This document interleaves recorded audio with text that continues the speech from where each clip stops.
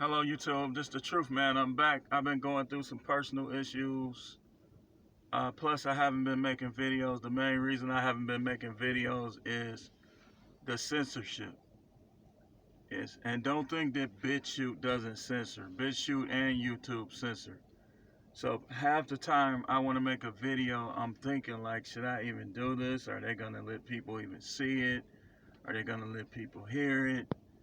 Like, what should I talk about that won't get censored?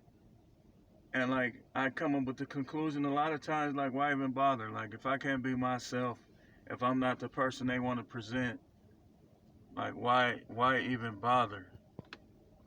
But I want to talk about guns. Right here in Milwaukee, like,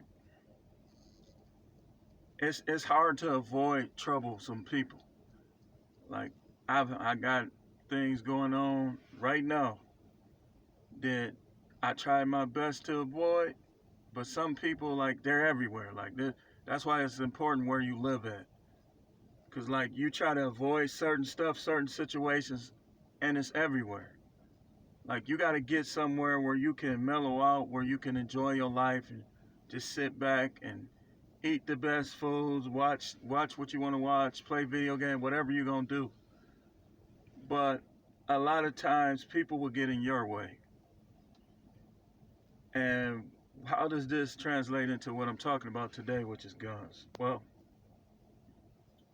in Milwaukee, yesterday, they said in a 90-minute period, like 9 people got shot, 6 of them died. Listen, if you choose to buy those AR-15s and those 45 and whatever guns you choose to buy, make sure you can lock those guns up when you leave, and don't leave them in your car. If you feel you gotta go somewhere and you have to leave it in your car, you can't have it on you, don't even go to that place. Or don't go at a time where you have to carry guns. Because these guys, if you look at them, if you know their history, they can't afford these guns. You know how they're getting them? And then you see in that green bag, that's one of my delivery bags. But you know how they're getting these guns? They're stealing them out of your houses. They're stealing them out of your cars. They're robbing people, taking these guns. Like, you gotta always watch your back too with these people. Like, you just never know. But, yeah, man, why my lips look greasy? Don't leave your guns in your car. Ever. Don't go anywhere and leave your gun in your car. Don't leave your gun in your car overnight. If you go in the house, you say, oh, I just gotta run in the house. Put your gun in your pocket, go in the house. These guys clearly cannot afford the guns that they're stealing. The guns that they're flashing on Facebook and Instagram. They are stealing these guns from people who can afford them, that are reckless. Again, get you a gun safe that can't be lifted, it's bolted down. If you have to, get a store gate. Put a store gate across your closet. But keep these non-fighting dudes off your guns. Like, when I was younger, we fought and we either left each other alone or we made up. Like, the guys in my neighborhood, I can't recall one time where they was, well, maybe once or twice, people didn't shoot at each other, they fought it out. Or they talked it out. Like, and I'm only 46, so you must be in your 60s. No, it's just now people try to answer every issue with guns. Like, they shoot people. Like, for instance, if you have a problem with somebody, you don't go after his relatives that don't even know about it, that didn't have nothing to do with it. That's cowardly. That's ignorant. And the Bible told you, you shall not kill. That wasn't talking about self-defense. That's talking about all these conflicts you guys are having that you're not solving without guns.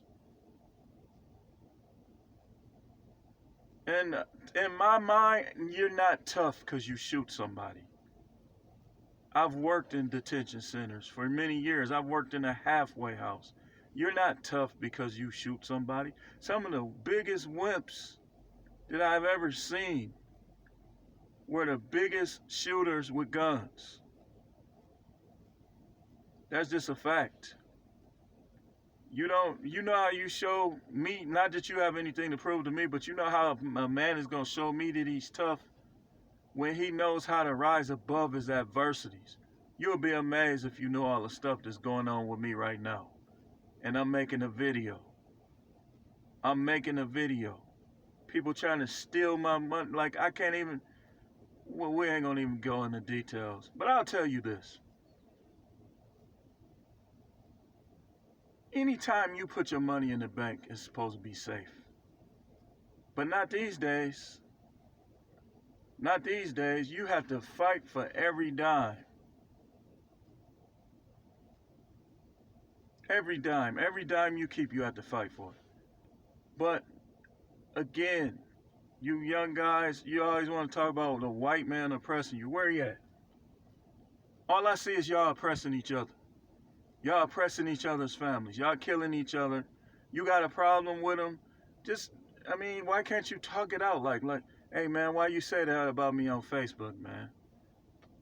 Why you say that about me on Facebook, man? I didn't like that. I don't appreciate that. You embarrassing me, this, that, and that. Why can't you just talk it out? Because if you shoot him and kill him and somebody see it, your life is over and his life is over. And stop talking about each other in those ways on Facebook. Yeah, you should voice your opinions, but don't get so personal with this stuff, man.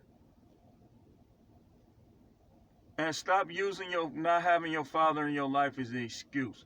You be the man that your father wasn't. You be the man your father wasn't. You be there for your kids. You learn how to walk away and move away from conflicts that you can't resolve. How are we seeing all this? I cannot wait to get out of Milwaukee. I know there's no perfect place, but I need to move somewhere where people is not killing each other every second. And I came back here, I was having little issues in Texas financially. I came back here, I did bounce back. But Milwaukee is much worse, much more dangerous than it was before I moved to Texas in 2014. And me having 2 little girls, I noticed how just the other day they killed the 11-year-old. My girls are 10. It's like you owe your kids that, if anything. You think these dudes think they're a man when they lay down and they get off and they get to making their moves and stuff on women. You're not a man until you show that you can protect your legacy. You can give your legacy. If you die because of some drug or you die because of some little foolish humbug reason, then it don't matter what your sexual problem was. It don't matter. It don't matter. Because dogs, squirrels, roaches, practically every insect, everything the Most High created under the sun mates. So you mating, that ain't nothing, man. You ain't nothing. That don't mean nothing. These dudes think because they having sex and they going around taking pictures with guns. Come on now, man. Come on, man. You can't make money. You can't come up with something that they can't take from you. All your money come from something that if they catch you, you're going to be indicted or you're going to go to prison. All these robberies going, listen, man, don't, you progressive blacks, I don't want to hear that ever. I don't want to hear none of that ever.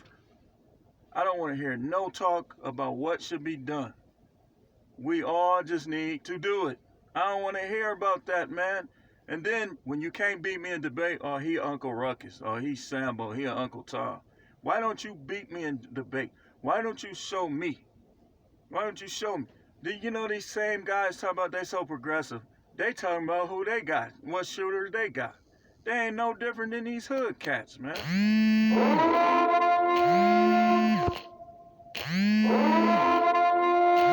ain't no different from these hood cats.